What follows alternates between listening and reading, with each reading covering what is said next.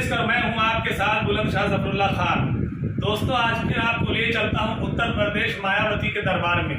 जी हां, मायावती हार के बाद कल एक बड़ी समीक्षा बैठक करती हुई नजर आई और समीक्षा बैठक के तुरंत बाद मायावती ने अपने हार का ठेकरा मुसलमानों पर फोड़ दिया हमेशा की तरह। जैसा कि 2007 के बाद मायावती चुनाव जीत कर आई थी तो 2012 तक मुख्यमंत्री रही, लेकिन 2007 के चुनाव में मायावती को सत्ता के सियासत तक पहुंचाने में जो सबसे बड़ा योगदान रहा था वो मुसलमानों का था। तो चुनाव जीतने के बाद मायावती ने मुसलमानों की कोई तारीफ नहीं की, लेकिन जैसे ही फिर 2017 का चुनाव हारी, बीच में 2 और चुनाव हारी, फिर लोकसभा का चुनाव हारी, तुरंत उन्होंने मुसलमानों के सर पे इसका ठेकरा फोड़ दिया और पूरी तरह से इसका जिम्मेदार और कसूरवार मुसलमानों को बनाया। जी हाँ, आपने सही सुना, मायावती फिर उत्तर प्रदेश के चुनाव के बाद अपनी समीक्षा बैठक लखनऊ मुख्यालय में कर रही थी। लखनऊ मुख्यालय में चुनाव के इसके बाद चुनावी समीक्षा के बाद वो बाहर निकली।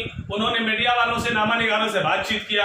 अपनी बातचीत में अपने हार का पूरा ठेकरा मुसलमानों पर फोड़ दिया और मुसलमानों को गुमराह कहा, मुसलमानों को भ्रमित कहा, मुसलमानों को कंफ्यूज कहा, पता नहीं क्या क्या कहा। जबकि यही सवाल मायावती से मुसलमान भी कर सकते हैं कि मायावती जी, आप चुनाव में रुचि क्यों नहीं ले रही थी? आप चुनाव में तो खुद साइलेंट मोड में थी, आप चुनाव में कोई सभा नहीं कर रही थी। वही मायावती जो अकेले अपनी पार्टी की स्टार प्रचारक भी हुआ करती हैं, मेन कन्वीनर भी हुआ करती थी और अपनी पार्टी की इतनी सभाएं करती थी कि मानो कोई भी चुनाव में उत्तर प्रदेश की जमीन को आसमान से मिला देने में एक कमाल रखती थी मायावती। और भारी संख्या में, लाखों और हजारों में उनकी सभाओं में और उनकी चुनावी कॉन्फ्रेंसेज में लोगों की भीड़ भी लगती थी। लेकिन मायावती इस बार खुद साइलेंट मोड में रही तो मुसलमान से भी कैसे उम्मीद कर सकती थी कि मुसलमान क्या इनका गुलाम था या मुसलमान इनका क्या है? तो मुसलमान के साथ ऐसा कैसे आप कर सकती हैं कि मुसलमान आप चुपचाप सोए रहे, चुनाव से कोई रुचि नहीं लें, कोई इंटरेस्टेड नहीं रहे, बल्कि 5-6 रैली करके आप ये सोचेंगी कि मुसलमान हमारी नैया पार लगा देगा, तो आप काफी भरम में या खुशफहमी में या खुद गुमराही के दलदल में धंसी हुई हैं। मायावती इसी पर बस नहीं की, समीक्षा बैठक के बाद मुसलमानों पर तो हार का ठेकरा फोड़ा ही, साथ साथ बड़ा आरोप इन्होंने लगाया है आरएसएस और बीजेपी पर। जी हाँ दोस्तों, इन्होंने आरएसएस और बीजेपी को यह कहा कि आरएसएस और बीजेपी ने इस चुनाव में दुष्प्रचार किया। हाँ, यानी हमारे लोगों को जाके इन्होंने मिसगाइड किया, भ्रमित किया और गुमराह किया दलितों को। और उनको जाके ये कहा कि अगर उत्तर प्रदेश में भारतीय जनता पार्टी की सरकार बन जाती है और बहन कुंवारी मायावती की बसपा वाली सरकार नहीं बनेगी तो हम बहन मायावती यानी बसपा सुप्रीमो को राष्ट्रपति बनाएंगे। ऐसा दुष्प्रचार किया जिसकी वजह से दलित लोग भरम में आ गए, गुमराह हो गए और गुमराहियत और भ्रमित होने की वजह से उन तमाम लोगों ने भारतीय जनता पार्टी को इस वजह से वोट कर दिया कि अगर भारतीय जनता पार्टी उत्तर प्रदेश में चुनाव जीत जाती है और मायावती चुनाव हार जाती है तो फिर बहन जी को राष्ट्रपति बनाया जाएगा।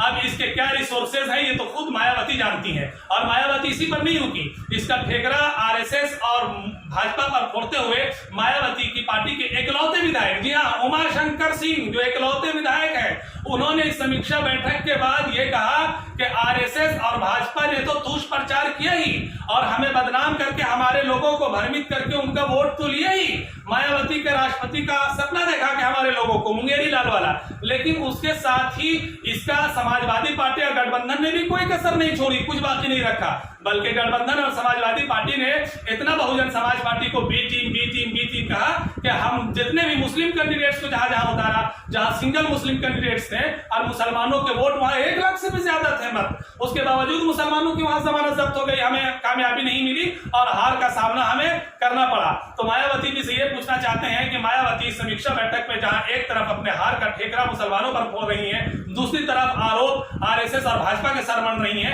वही मुसलमानों पर ठेकरा फोड़ते ही तीसरा काम ये भी कर रही है कि अभी हाल में शाह आलम गुड्डू जमाली जो इन्हीं की पार्टी मायावती की बहुजन समाज पार्टी के सक्रिय नेता थे और इनके टिकट पर कई बार वो चुनाव भी जीत चुके हैं, विधायक भी रह चुके हैं आजमगढ़ से, वो इनकी पार्टी को छोड़कर तुरंत चले गए। वैसे साहब की पार्टी मजलिस के टिकट पर अभी विधानसभा का चुनाव आजमगढ़ से लड़े और गुड्डू जमाली हार भी गए।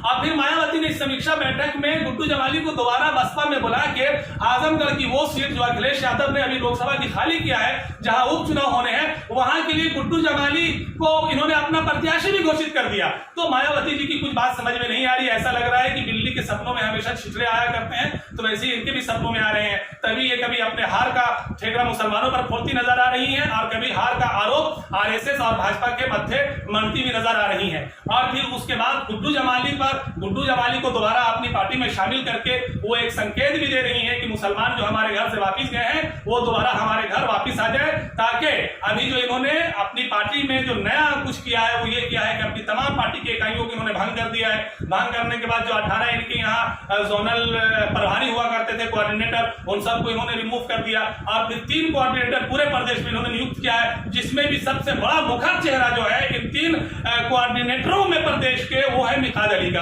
तो एक तरफ मुसलमानों को कोस रही है, मुसलमानों को आप भ्रमित कह रही हैं, मुसलमानों को दलित पता नहीं क्या क्या कह रही हैं कि इन्होंने हमें वोट नहीं किया, ये भ्रमित हो गए और ऐसे हो गया। फिर दूसरी तरफ अपने भी समाज, दलित समाज को भी नहीं बख्शा, उन्हें भी खूब लेते आया है, जुतियाया है, भ्रमित और गुमराह पता नहीं क्या क्या कहा है। तो मायावती जी, और फिर इन सब के बाद मायावती जी एक बात कहती हुई ये भी नजर आई इस समीक्षा बैठक के बाद कि हमें राष्ट्रपति पद नहीं चाहिए, हम राष्ट्रपति पद पर ठोकर मारते हैं, हमें कोई भी पार्टी अगर ऑफर करेगी तो हम राष्ट्रपति पद नहीं लेंगे। तो मायावती जी की इस बात का जवाब दे रहे हैं अभी भारतीय जनता पार्टी के ही एक नवनिर्वाचित विधायक जो कैबिनेट मंत्री भी है, मंत्रालय की, जिन्होंने भी अभी शपथ ली है। उन्होंने ये बात कहा कि क्या हमारे यहाँ कोई कमी है कि हम मायावती जी को राष्ट्रपति कैंडिडेट डिक्लेयर करेंगे। दिल्ली के सपनों में हमेशा छेछड़ा आया करता है, ये बात मंत्री जी ने कहा। हमारे पास प्रत्याशियों की कमी नहीं है, हमारी लिस्ट इतनी छोटी नहीं है जिसमें मायावती को जगह मिल जाएगी।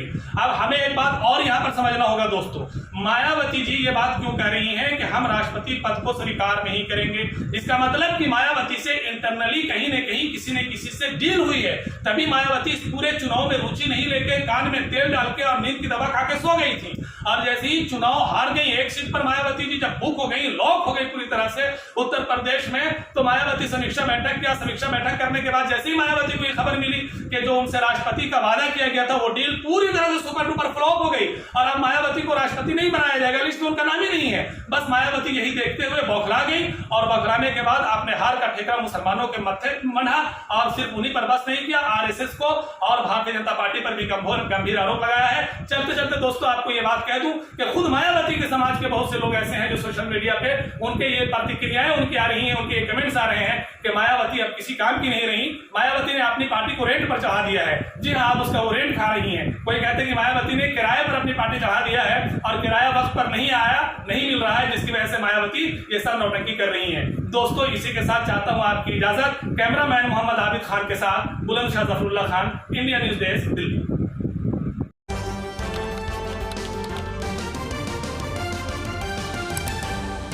आपकी आवाज,